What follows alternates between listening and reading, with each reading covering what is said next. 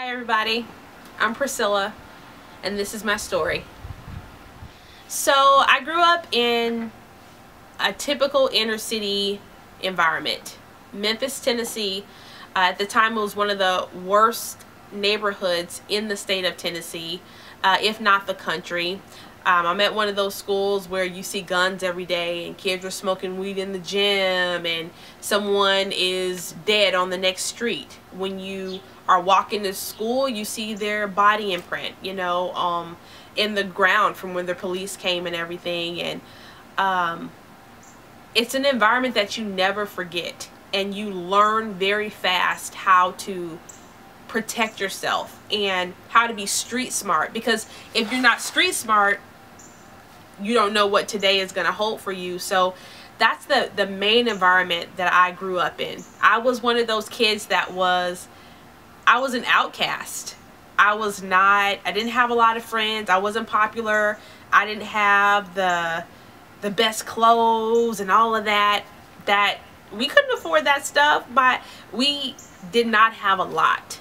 And there are a lot of kids out there who don't have a lot, and you easily could feel like this is all I'll ever have. But that's not always true. At some point in school, I realized I wanted to go to college. I want to go to college. I don't want to just graduate high school and be bound to a job that I may or may not like. And I didn't know how I was going to pay for school. I didn't know if I'd get accepted, nothing. But I knew I just had to get out of here. And it's funny because the show A Different World, I think it's one of Bill Cosby's shows, and that show made me excited about college. It kept the fire alive when my environment, my inner city ghetto environment, told me I would not be anything. But I had that show and I had my faith to help me realize I could be more than my environment.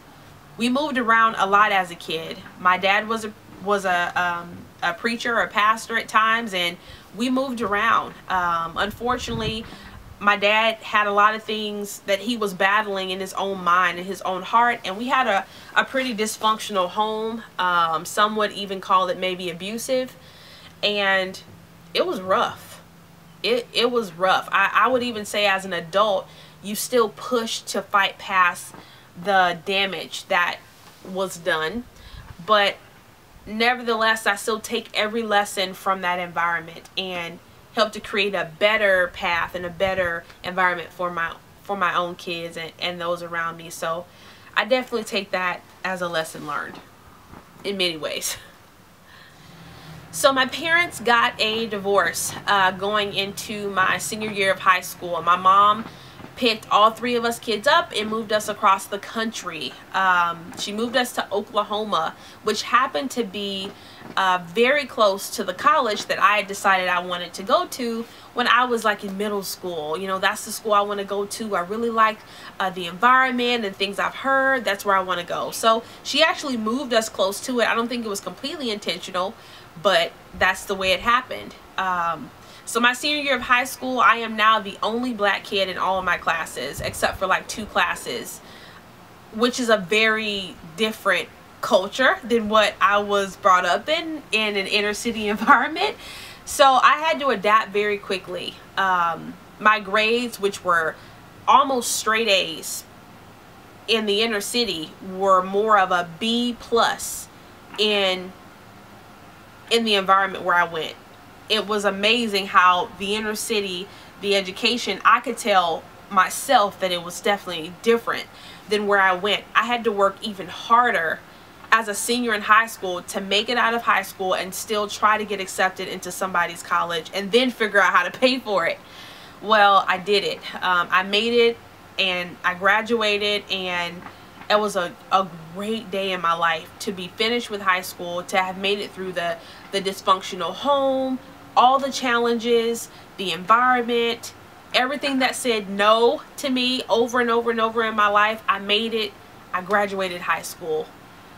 It was a great feeling, and I will never forget that day. So I graduated high school. It is time to go to college, and I had gotten accepted to the school where I wanted to be accepted. We get on campus and we go to financial aid, and we're sitting there and they say we have in-state grants because you now live in this state. We have these other funds that we can put towards the tuition, but there's these couple of thousands of dollars that is not covered, and you'll need to take out a loan for those. And I turn to my mom and I'm like, Mom, can you do it? And Mom's like, mind you, she just came out of divorce. She has all of this financial pressure already on her, and she's like, babe, I can't do it. And I'm like begging her. I'm like, Mom, this is my future. I need to be here. I need you to do it. And my mom signed off on the loan. She did it. And she made a huge sacrifice for me in that moment, which now as an adult I realize how much of a sacrifice it truly was. But she did it. And I started school. I stayed on campus that day. It was the beginning of my future to me, to go to a university coming from the environment that I had been a part of, and with everything in the world telling me I wasn't good enough. So my career progressed to a point where Google approached me about working for them, and it's been an awesome journey to be at Google. I've met or exceeded my goals every quarter, and I completely attribute the success at Google to my faith in God. I know some people may not like God. They may think he's a joke, or that Christianity is a joke. And I know sometimes us Christians, we make it a joke. But in my life, I know that my faith is the only thing that has been able to carry me through every phase of my life successfully. It's helped me to heal the wounds of my past. It's helped me to grow, and I would not be where I am today without it. And Google is not like the peak.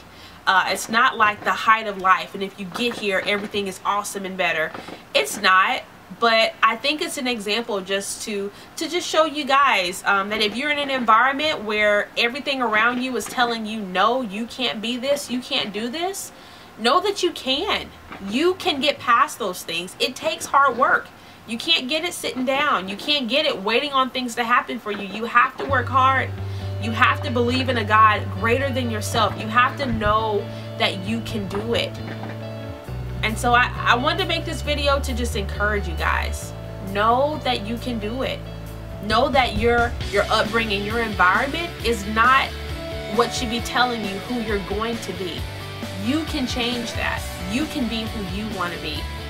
So this is my story, from the ghetto to Google. Thanks so much for watching. Bye, you guys.